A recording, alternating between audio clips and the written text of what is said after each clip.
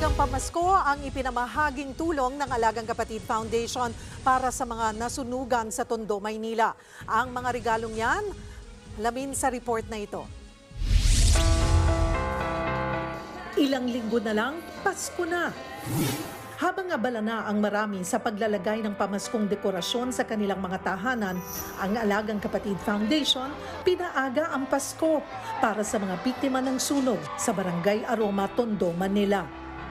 Nandito po kami sa Tondo, hatid saya ang Paskong Kapatid sa mga kapatid natin na nasunugan noong September.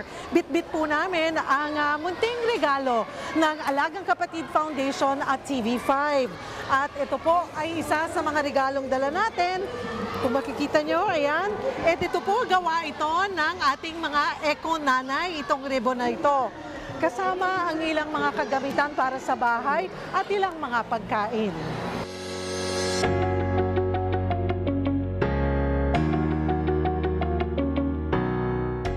Itong mission namin ng TV5 tsaka Alagang Kapatid Foundation is to, kung pwede, bring Christmas early and whatever we can give, diba, para at least makatulong sa mga pamilya na yan.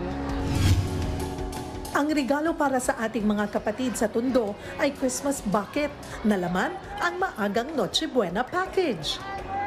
Dahil nga sila'y nasunugan at talagang halos zero ang kanilang gamit, sabi namin, I think mas magiging mas malaki ang pakinabang nila kung ito ay timba, nilagyan natin ng saingan, ng kaldero, kawali, plato, bowl.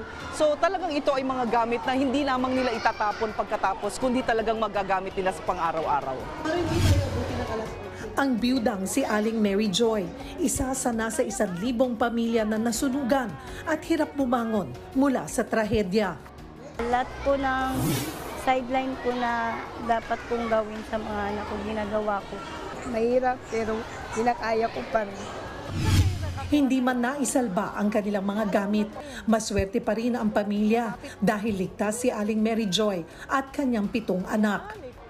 Isang bagay na dapat ipagpasalamat. Sakto ang maagang regalo na kanilang natanggap mula sa Alagang Kapatid Foundation. Plano ni Aling Mary Joy na magkaroon ng simpleng salo-salo na kompleto silang mag-iina. Papasalamat ako sa TV5 na sa munting tulong na to, kahit papaano po, pagsasaluan namin ngayong Paskong darating. Taus-pusong pasasalamat ang handog ng TV5 at Alagang Kapatid Foundation sa lahat ng sponsors na nakiisa sa pagbibigay tulong sa mga kapatid natin sa Tondo. Kabilang ang The Generics Pharmacy, Goodfellow Pharmacy Corporation at mga kapatid natin sa Eco Nanay. Asahan niyo pong tuloy-tuloy ang paggagapay ng Alagang Kapatid Foundation. Sa mga nais magpaabot ng tulong, iscan lamang po ang Maya QR code sa inyong mga screen. Ano man ang inyong handog, malaki man o maliit, sisiguraduhin namin na makararating ito sa mga kapatid nating nangangailangan ng tulong. Mga kapatid, Cheryl Cosim po, huwag maging huli at maging una sa lahat sa balitaan. Para sa tuloy-tuloy na talakayang sa Frontline, mag-follow at mag-subscribe sa social media pages ng News 5.